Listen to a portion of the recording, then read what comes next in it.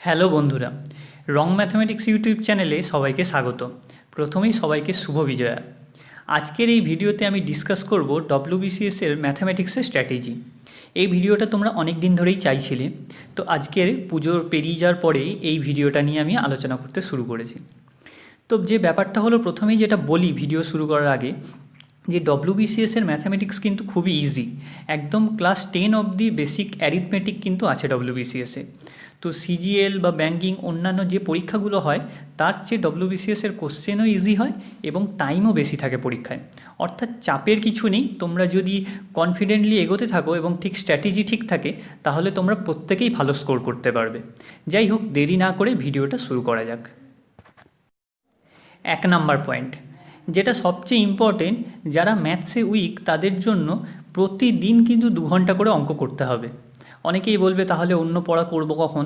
দেখো, অন্যান্য পড়া প্রতিদিন না করলেও চলবে, কিন্তু ম্যাথসটা গ্যাপ দিলে তোমাদের চলবে না, কারণ যখনই গ্যাপ দেবে সেই প্র্যাকটিসটা চলে যাবে।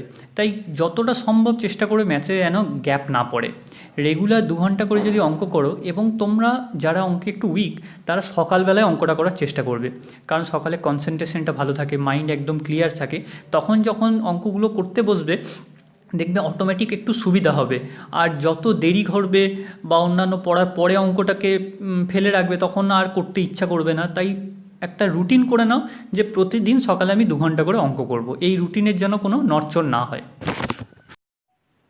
2 নম্বর পয়েন্ট, কম্পিটিটিভ এক্সামে যখন সবাই প্রিপারেশান শুরু করে, প্রথমেই যেটা শিখতে চেষ্টা করে সেটা হচ্ছে শর্টকাট ট্রিক্স। মানে অনেক অঙ্ক দেখবে অনেক শর্টকাট নিয়মে হয়, যেগুলো কম্পিটিটিভ এক্সামের জন্য খুব কাজে লাগে। কিন্তু অনেকে কি করে, নিজের কনসেপ্টটা ক্লিয়ার না করে শুধু শর্টকাটের পিছনে দৌড়ায়, এবং তার ফলে কি হয়, প্রতিটা অঙ্ক শর্টকাটে করা যায় না, পরীক্ষার সময় অনেক অঙ্কই আটকে যায়। এবং অনেক সময় এই শর্টকাট ট্রিক্সগুলো এত নিয়ম থাকে যে পরীক্ষার সময় প্রতিটা নিয়ম সে মনে রাখতে পারে না। তো পরীক্ষার সময় এইভাবে অনেক অঙ্ক মিস হয়ে যায়। এই জন্য আমি প্রথমেই তোমাদেরকে বলবো যে প্রথমে আগে নিজের কনসেপ্টটা ক্লিয়ার করো, তারপরে শর্টকাট ট্রিক্স শেখো।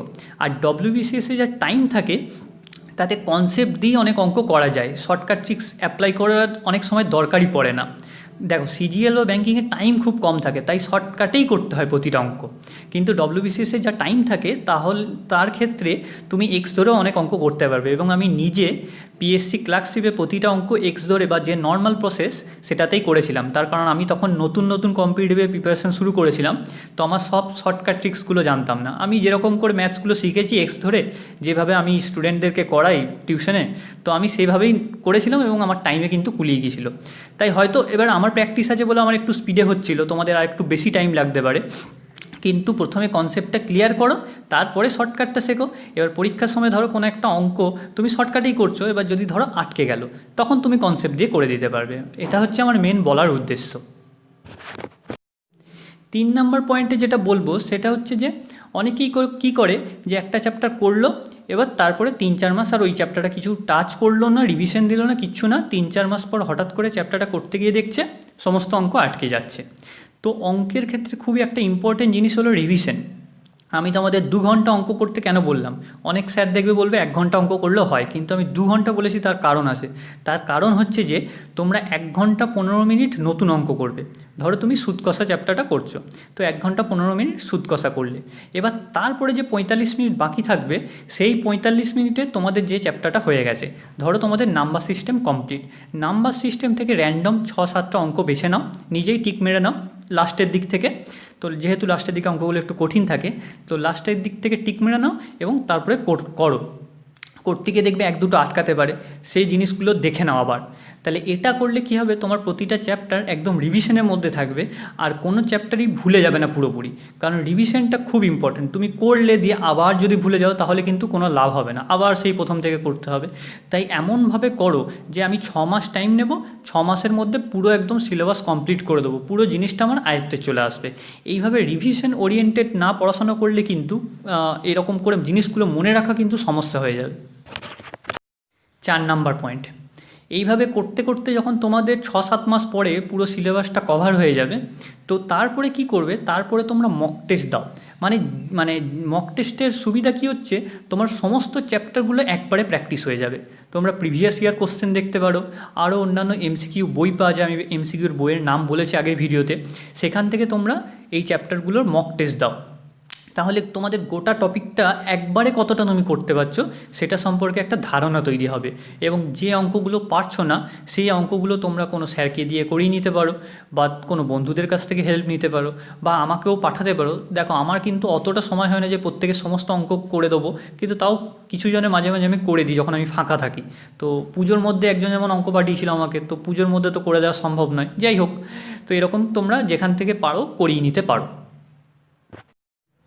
আর 5 নাম্বার যে পয়েন্টটা বলবো সেটা কিন্তু অনেক স্যার রেকমেন্ড করে না, কিন্তু আমি করব।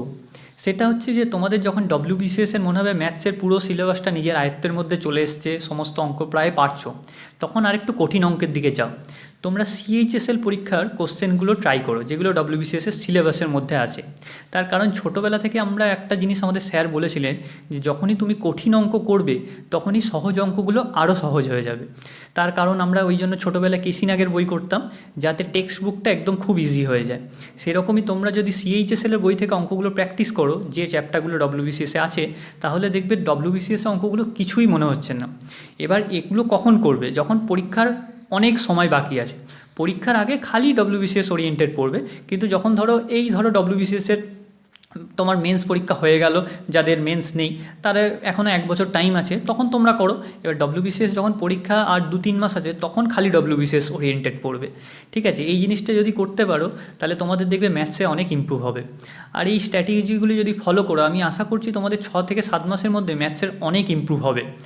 আর আশা করছি যদি এই ভিডিওটা ভালো লেগে থাকে তাহলে অবশ্যই তোমরা লাইক করো, কমেন্ট করো, শেয়ার করো, আর আমার চ্যানেলে নতুন হলে অবশ্যই সাবস্ক্রাইব করো। Thanks for watching.